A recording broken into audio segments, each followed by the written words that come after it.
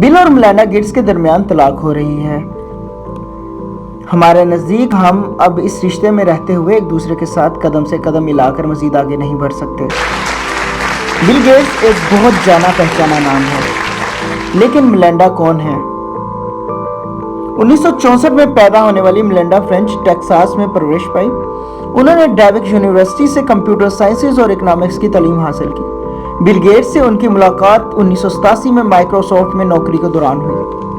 ان کی شادی 1994 میں ہوئی۔ ان کے 3 بچے ہیں۔ بل گیٹس نے مائیکروسافٹ کو بڑی ٹیکنالوجی کمپنی بنایا۔ میلنڈا نے اس دوران اپنا وقت بچوں کی پرورش میں دیا۔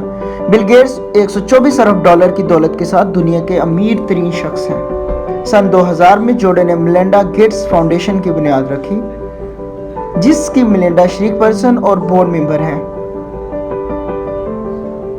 فاؤنڈیشن اب تک کووڈ-19 کی امداد، صحت عامہ اور تعلیمی مقاصد کے لیے $50 ارب خرچ کر چکی ہے۔ 2015 میں میلنڈا نے انویسٹمنٹ کمپنی پیوٹل وینچر کی بنیاد رکھی، جس کی توجہ خواتین اور خاندانوں پر ہے۔